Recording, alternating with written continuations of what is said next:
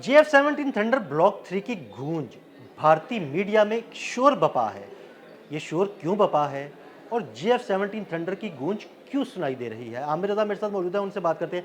आमिर भाई, एक बड़ी ज़बरदस्त रिपोर्ट आई है, एक भारतीय मीडिया, एक भारतीय चैनल है उसकी, JF-17 थंडर के हवाले से, और उस पे पाकिस्तान और बांग्लादेश दोनों का ज़िक्र है और उनको ऐसे है जैसे सांप सूंघ गया है। हमारे नाज़रीन को ज़रा बताइएगा। देखिए, जब आप किसी को डरा लें तो वो जिससे डरा होता है, कहते हैं कि जो सांप का डरा हुआ हो वो रस्सी से भी डरता है।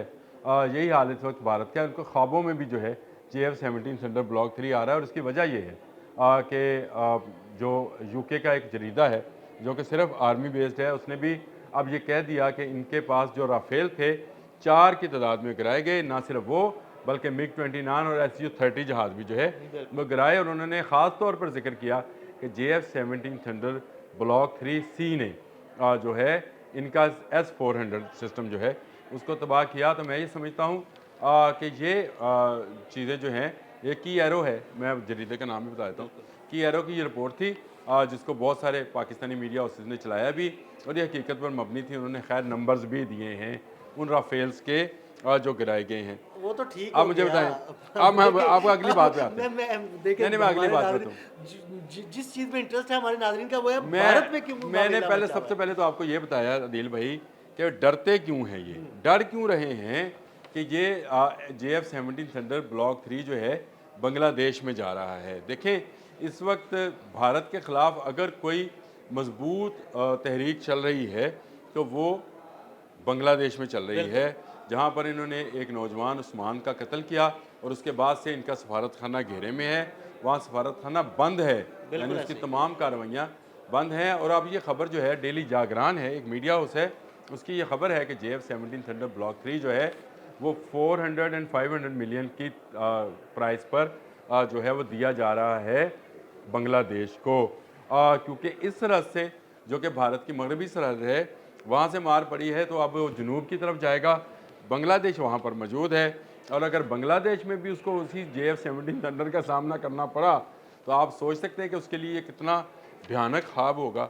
ये भयानक ख्वाब है जिसको लेकर उनके मीडिया हाउसेज जो हैं वो इस बात की तस्दीक कर रहे हैं और बता रहे हैं, रिपोर्ट्स दे रहे हैं कि JF-17 थंडर ब्लॉक 3 के हवाले से बांग्लादेश जो है वो कर रहा है। और आपको भी पता है कि 4.5 जनरेशन का ये जहाज़ जो है इस वक्त पूरी दुनिया की नज़रों में है। बिल्कुल। दुनिया के कितने ममालिक हैं, अगर मैं नाम लेना चाहूँ तो आप नाम गिनते जाएँ। आज़रबाईजान में तो ये चल रहा है, यानी आज़रबाईजान में तो चला गया, लेकिन उसके बाद अर्जेंटाइन है, मिस्र है, इराक है, नाइजीरिया का नाम लिया है। नाइजेरिया है, बांग्लादेश है, श्रीलंका है।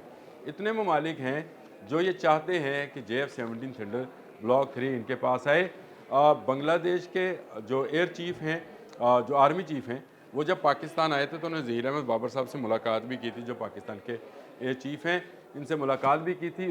उसका भी उन्होंने हवाला दिया है बिल्कुल। और ये कहा है कि पाकिस्तान के साथ, ये एयर चीफ़ के साथ मुलाकात सिर्फ इसलिए थी कि JF-17 थंडर ब्लॉक 3 जो है उसको ख़रीदा जाए। बहुत सारी खबरें आ रही थी, कभी कहा जा रहा था कि J-10C ख़रीदा जा रहा है, कभी कहा जा रहा था कि शायद टाइफून जो है यूरोपियन त्यारा वो ख़रीदा जा रहा है। लेकिन JF-17 थंडर ब्लॉक 3 के हवाले से जो खबर है उसकी अभी तक बांग्लादेश के सरकारी हकाम की तरफ से कोई तरदीद नहीं आई कि हम नहीं ख़रीद रहे। देखिए, ये जो बिल्कुल, तरदीद का ना आना होता है, ये बैन अल-कौमी सतह पर एक तस्दीक की जो है अलामत समझा जाता है। जी, आप कुछ बिल्कुल। करें। मैं ये कह रहा था कि देखिए, तस्दीक या तरदीद आई या नहीं आई वो एक अलग बात है। लेकिन जो रोड उठ रहे हैं ना भारतीय मीडिया में, वो बहुत दिलचस्प है। वो कहते हैं मारे नू डराया चंगा। ये डर इतना रहे हैं, खौफ इतना है इस एक जहाज़ का कि उनका तेजस जो है दुबई में सिर्फ उसको देखकर ज़मीन हाँ बोस जी, हो बिल्कुल। जाता है, गिर जाता है। और उसका तेजस जो है उसकी हवाइयाँ उड़ी हुई थी दुबई में, हालांकि सिर्फ JF-17 थंडर ब्लॉक 3 उस वक्त सिर्फ लैंड था वहाँ पे, बिल्कुल। उड़ नहीं रहा था हवा में। तो आप अंदाज़ा कर सकते हैं कि जब आपको मार पड़ती है तो आपका आपका आपको हर चीज़ से जो है खौफ आता है। मैं आपको एक बात बताऊँ, JF-17 थंडर ब्लॉक 3 एक तो पाकिस्तान की प्रोडक्ट है, दूसरा इसमें PL-15 मिसाइल है जिसकी रेंज जो है इतनी है कि भारत का कोई जहाज़ इसका मुकाबला नहीं कर सकता है।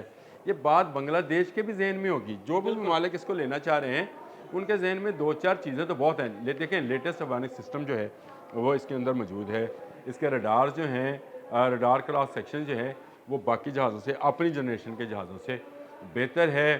फिर इसके बाद इस पर PL-15 है, इसका हेलमेट माउंटेड उसका डिस्प्ले है, यानी वो तमाम चीज़ें जो एक 5th जनरेशन के जहाज़ में या 4.5 जनरेशन के जहाज़ में हो सकती हैं, जैसे राफेल है, जैसे J-10C है, वैसी तमाम सहूलियात जो हैं इस जहाज़ में मिल रही हैं, जो उनसे तकरीबन आधी कीमत पर है। ऐसे ही है।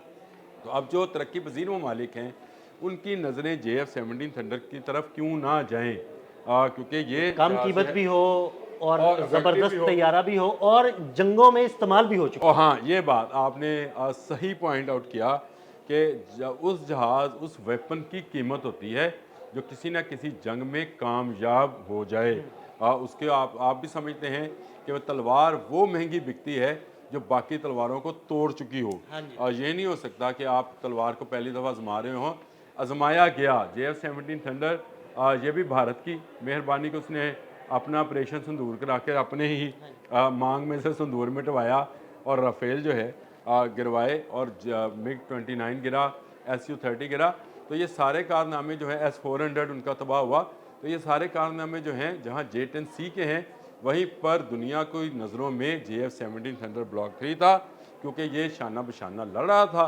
ना सिर्फ लड़ रहा था बल्कि S-400 तो मारा भी, मतलब इसको तबाह भी इसी ने किया था। तो इस वजह से दुनिया के बहुत सारे ममालिक, और ख़ासकर वो ममालिक जो भारत की दरअंदाजी से तंग हैं, बिल्कुल ऐसे ही है। जिनमें सरफ़हरिस्त आपको बता दूं बांग्लादेश है और उसके बाद श्रीलंका है, कि श्रीलंका में भी इस वक्त भारत मुखालिफ मूवमेंट जो है वो ज़ोर पकड़ रही है।